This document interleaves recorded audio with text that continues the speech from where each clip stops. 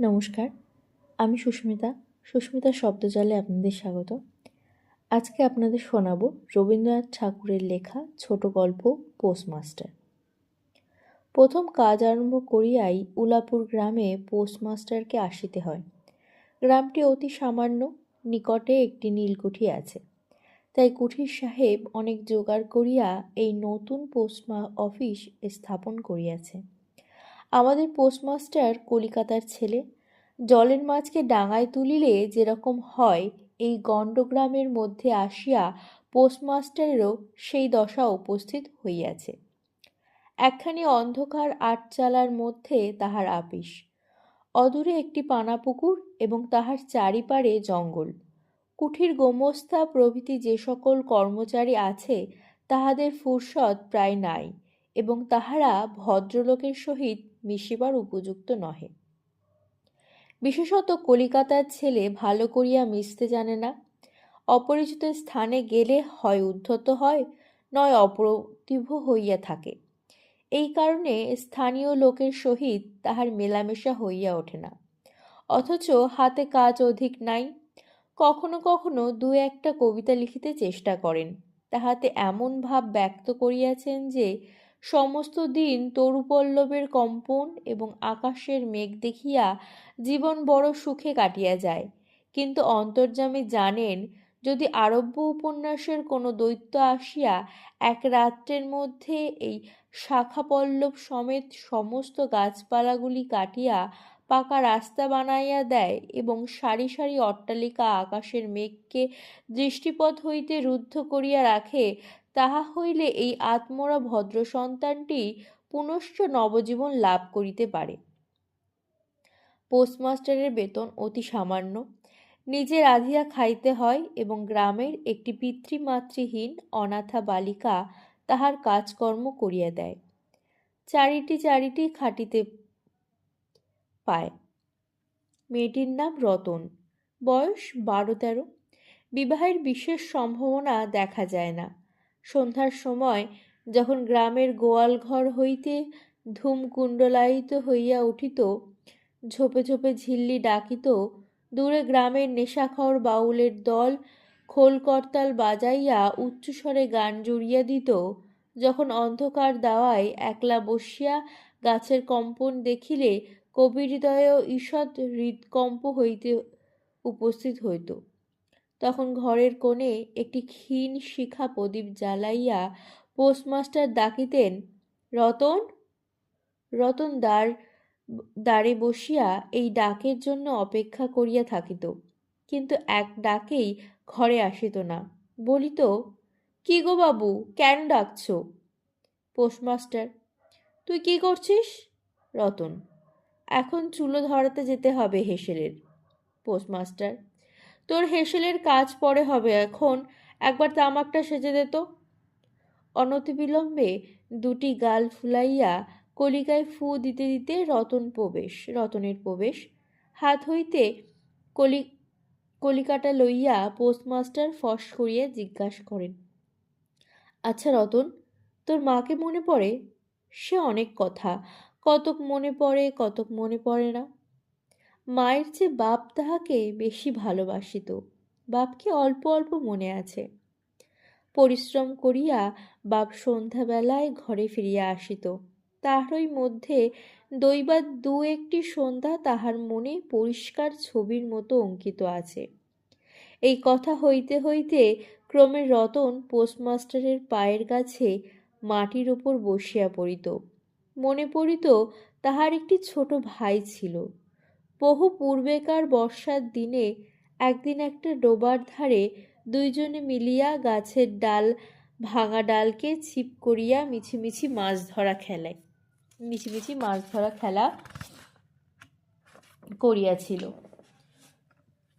অনেক গুরুতর ঘটনার চেয়ে সেই কথাটি তাহার মনে বেশি উদয় হইত।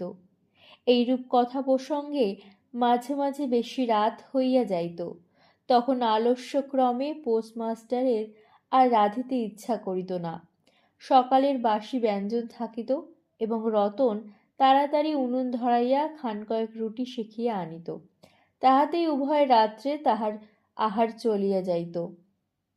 একদিন সন্ধ্যাবেলায় সেই বৃহৎ আটচালার কোণে আফিসের কাঠের চৌকির ওপর বসিয়া পোস্টমাস্টারও নিজের ঘরের কথা পাড়িতেন, ছোট ভাই, মা এবং দিদির কথা। প্রবাসে বসিয়া পোস্টমাস্টারও নিজের ঘরের কথা পাড়িতেন, ছোট ভাই, মা এবং দিদির কথা। প্রবাসে একলা ঘরে বসিয়া যাহাদের জন্য হৃদয় ব্যথিত হইয়া উঠিত তাহাদের কথা, যে সকল কথা সর্বদাই মনে উদয় হয় অথচ নীলকুঠির গোমস্তাদের কাছে যাহা কোনো মতেই উত্থাপন করা যায় না, সেই কথা একটি অশিক্ষিতা ক্ষুদ্র বালিকাকে বলিয়া যাইতেন। কিছুমাত্র অসঙ্গত মনে হইত না। অবশেষে এমন হইল, বালিকা কথোপকথনকালে তাহার ঘরের লোকদিগকে মা, দিদি, দাদা বলিয়া চিরপরিচিতের ন্যায় উল্লেখ করিত। এমনকি তাহার ক্ষুদ্র হৃদয়পটে বালিকা তাহাদের কাল্পনিক মূর্তিও চিত্রিত করিয়া লইয়াছিল। একদিন বর্ষাকালে মেঘমুক্ত দ্বীপ্রহরে ঈষৎতন্ত্র সুকোমল বাতাস দিতেছিল। রৌদ্রে ভিজা ঘাস এবং গাছপালা হইতে এক প্রকার গন্ধ উত্থিত হইতেছিল। মনে হইতেছিল যেন ক্লান্ত ধরণীর উষ্ণ নিঃশ্বাস গায়ের উপরে আসিয়া লাগিতেছে এবং কোথাকার এক নাছোড়বান্দা পাখি তাহার একটানা সুরের নালিশ সমস্ত দুপুরবেলা প্রকৃতির দরবারে অত্যন্ত করুণ স্বরে বারবার আবৃত্তি করিতেছিল। পোস্টমাস্টারের হাতে কাজ ছিল না। সেদিনকার বৃষ্টি ধৌত মসৃণ চিকন তরুপল্লবের হিল্লোল এবং পরাভূত বর্ষার ভগ্নাবশিষ্ট রৌদ্র শুভ্র স্তূপাকার মেঘস্তরে বাস্তবিকই দেখিবার বিষয় ছিল। পোস্টমাস্টার তাহা দেখিতেছিলেন এবং ভাবিতেছিলেন, এই সময় কাছে একটি কেহ নিতান্ত আপনার লোক থাকিত, হৃদয়ের সহিতে একান্ত সংলগ্ন একটি স্নেহপুত্তলী মানব মূর্তি। ক্রমে মনে হইতে লাগিল, সেই পাখি ওই কথাই বারবার বলিতেছেন এবং এই জনহীন তরুছায়া নিমগ্ন মধ্যাহ্নের পল্লব মর্মরে অর্থ কতকটা ঐরূপ। কেহ বিশ্বাস করে না এবং জানিতেও পায় না, কিন্তু ছোট্ট পল্লীর সামান্য বেতনের সাব পোস্টমাস্টারের মনে গভীর নিস্তব্ধ মধ্যাহ্নে দীর্ঘ ছুটির দিনে এইরূপ একটা ভাবনা উদয় হইতে থাকে। পোস্টমাস্টার একটা দীর্ঘ নিঃশ্বাস ফেলিয়া ডাকিলেন, রতন। রতন তখন পেয়ারা তলায় পা ছড়াইয়া দিয়া কাঁচা পেয়ারা খাইতেছিল। প্রভুর কণ্ঠস্বর শুনিয়া অবিলম্বে ছুটিয়া আসিল। হাঁপাইতে হাঁপাইতে বলিল, দাদাবাবু রাখছ? পোস্টমাস্টার বলিলেন, তোকে আমি একটু করে পড়াতে শেখাবো বলিয়া সমস্ত দুপুরবেলা তাহাকে লইয়া সরেয়া করিলেন এবং এইরূপে অল্পদিনেই যুক্তাক্ষর উত্তীর্ণ হইলেন। শ্রাবণ মাসে বর্ষণের আর অন্ত নাই। খাল, বিল, নালা জলে ভরিয়া উঠিল। অহনিশি ভেবে ডাক এবং বৃষ্টির শব্দ। গ্রামের রাস্তায় চলাচল প্রায় এক প্রকার বন্ধ। নৌকা করিয়া হাটে যাইতে হয়। একদিন প্রাতকাল হইতে খুব বাদলা করিয়াছে। পোস্টমাস্টারের ছাত্রীটি অনেকক্ষণ দ্বারের কাছে অপেক্ষা করিয়া বসিয়াছিল, কিন্তু অন্য দিনের মতো যথাসাধ্য নিয়মিত ডাক শুনিতে না পাইয়া আপনি খুমকি পুঁথি লইয়া ধীরে ধীরে ঘরের মধ্যে প্রবেশ করিল। দেখিল পোস্টমাস্টার তাহার খাটিয়ার ওপর শুইয়া আছেন, বিশ্রাম করিতেছেন মনে করিয়া অতি নিঃশব্দে পুনশ্চ ঘর হইতে বাহিরে যাইবার উপক্রম করিল। সহসা শুনিল, রতন। তাড়াতাড়ি ফিরিয়া গিয়া বলিল, দাদাবাবু ঘুমোচ্ছিলে? পোস্টমাস্টার কাতর স্বরে বলিলেন, শরীরটা ভালো বোধ হচ্ছে না, দেখ তো আমার কপালে হাত দিয়ে। এই নিতান্ত নিঃসঙ্গ প্রবাসে ঘন বর্ষায় রোগ কাতর শরীরে একটুখানি সেবা পাইতে ইচ্ছে করে। তপ্ত ললাটের ওপর শাখা পড়া কোমল হস্তের স্পর্শ মনে পড়ে। এই ঘোর প্রবাসে রোগ যন্ত্রণা স্নেহময়ী নারীরূপে জননী ও দিদি পাশে বসিয়া আছেন, এই কথা মনে করিতে ইচ্ছা করে, এবং এ স্থলে প্রবাসীর মনের অভিলাষ ব্যর্থ হইল না। বালিকা রতন আর বালিকা রইল না। সেই মুহূর্তেই সে জননীর পদ অধিকার করিয়া বসিল। বৈদ্য ডাকিয়া আনিল, যথাসময়ে বটিকা খাওয়াইয়া সারারাত্রি শিয়রে জাগিয়া রইল। আপনি পথ্য রাধিয়া দিল এবং শতবার করিয়া জিজ্ঞাসা করিল, হ্যাঁ গো দাদাবাবু, একটুখানি ভালো বোধ হচ্ছে কি? বহুদিন পরে পোস্টমাস্টার ক্ষীণ শরীরে রোগশয্যা ত্যাগ করিয়া উঠিলেন। মনে স্থির করিলেন, আর নয়, এখান হইতে কোনো মতে বদলি হইতে হইবে। স্থানীয় অস্বাস্থ্যের উল্লেখ করিয়া তৎক্ষণাৎ কলিকাতায় কর্তৃপক্ষদের নিকট বদলি হইবার জন্য দরখাস্ত করিলেন। রোগসেবা হইতে নিষ্কৃতি পাইয়া রতন দ্বারের বাহিরে আবার তাহার স্বস্থান অধিকার করিল। কিন্তু পূর্ববৎ আর তাহাকে ডাক পড়ে না। মাঝে মাঝে উকি মারিয়া দেখে পোস্টমাস্টার অত্যন্ত অন্যমনস্কভাবে চৌকিতে বসিয়া অথবা খাটিয়ায় শুইয়া আছেন। রতন যখন আহ্বান প্রত্যাশা করিয়া বসিয়া আছে, তিনি তখন অধীর চিত্তে তাহার দরখাস্তের উত্তর প্রতীক্ষা করিতেছেন। বালিকা দ্বারের বাইরে বসিয়া সহস্রবার করিয়া তাহার পুরনো পড়া পড়িল। পাছে যেদিন সহসা ডাক পড়িবে, সেদিন তাহার যুক্ত অক্ষর সমস্ত গোলমাল হইয়া যায়, এই তাহার একটা আশঙ্কা ছিল। অবশেষে সপ্তাহখানেক পরে একদিন সন্ধ্যাবেলায় ডাক পড়িল।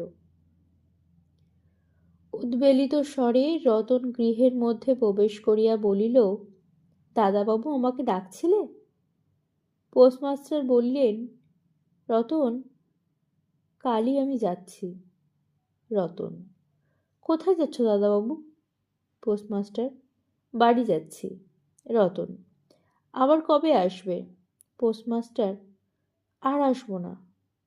রতন আর কোনো কথা জিজ্ঞাসা করিল না।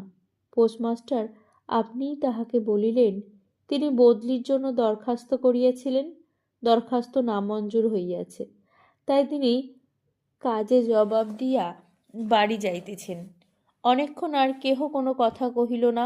মিটমিট করিয়া প্রদীপ জ্বলিতে লাগিল এবং এক স্থানে ঘরের জীর্ণ চাল ভেদ করিয়া একটি মাটির সরার ওপর টপ টপ করিয়া বৃষ্টির জল পড়িতে লাগিল।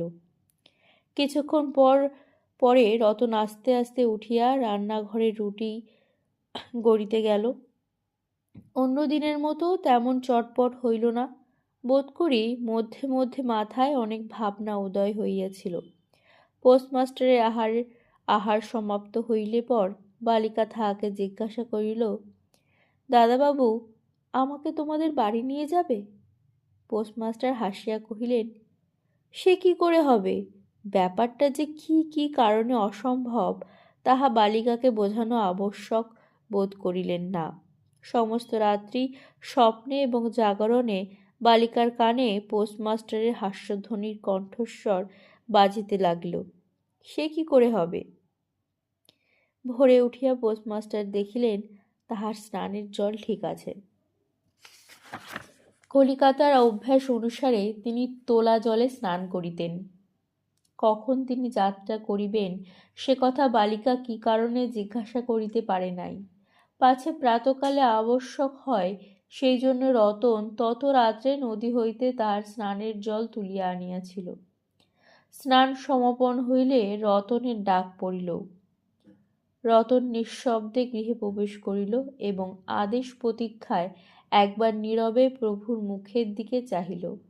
প্রভু কহিলেন, রতন, আমার জায়গায় যে লোকটি আসবেন তাকে বলে দিয়ে যাব, তিনি তোকে আমারই মতো যত্ন করবেন। আমি যাচ্ছি বলে তোকে কিছু ভাবতে হবে না।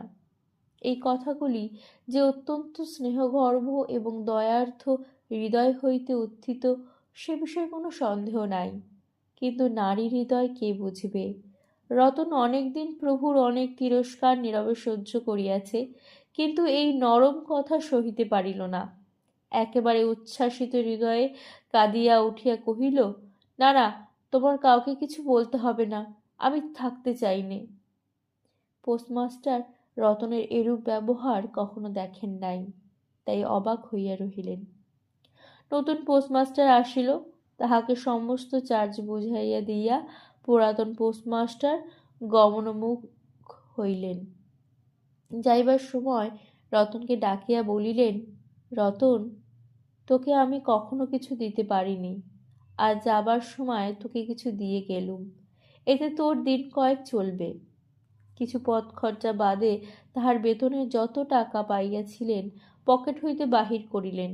তখন রতন ধুলায় পড়িয়া তাহার পা জড়াইয়া ধরিয়া কহিল, দাদাবাবু, তোমার দুটি পায়ে পড়ি, তোমার দুটি পায়ে পড়ি, আমাকে কিচ্ছু দিতে হবে না, তোমার দুটি পায়ে পড়ি, আমার জন্য কাউকে কিচ্ছু ভাবতে হবে না, বলিয়া এক দৌড়ে সেখান হইতে পালাইয়া গেল। ভূতপূর্ব পোস্টমাস্টার নিঃশ্বাস ফেলিয়া হাতে কার্পেটের ব্যাগ ঝুলাইয়া, কাঁধে ছাতা লইয়া, মুটের মাথায় নীল ও শ্বেত রেখার চিত্রিত টিনের পটরা তুলিয়া ধীরে ধীরে নৌকাভিমুখে চলিল। যখন নৌকায় উঠিলেন এবং নৌকা ছাড়িয়া দিল, বর্ষা বিস্ফোরিত নদী ধরণীর উচ্ছ্বলিত অশ্রুরাশির মতো চারিদিকে ছলছল করিতে লাগিল, তখন হৃদয়ের মধ্যে অত্যন্ত একটা বেদনা অনুভব করিতে লাগিল। একটা সামান্য গ্রাম্য বালিকার করুণ মুখচ্ছবি যেন এক বিশ্বব্যাপী বৃহৎ অব্যক্ত মর্ম ব্যথা প্রকাশ করিতে লাগিল। একবার নিতান্ত ইচ্ছা হইল ফিরিয়া যাই, জগতের ক্রোড়বিচ্যুত সেই অনাথিনীকে সঙ্গে করিয়া লইয়া আসি। কিন্তু তখন পালে বাতাস পাইয়াছে, বর্ষার স্রোত খরতর বেগে বইতেছে, গ্রাম অতিক্রম করিয়া নদীকূলের শ্মশান দেখা দিয়েছে, এবং নদী প্রবাহে ভাসমান পথিকের উদাস হৃদয়ে এই তত্ত্বের উদয় হইল, জীবনে এমন কত বিচ্ছেদ, কত মৃত্যু আছে, ফিরিয়া ফল কি, পৃথিবীতে কে কাহার। কিন্তু রতনের মনে কোনো তত্ত্বের উদয় হইল না।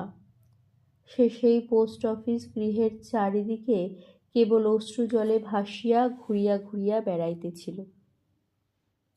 বোধ করি তাহার মনে ক্ষীণ আশা জাগিতেছিল, দাদাবাবু যদি ফিরিয়া আসে।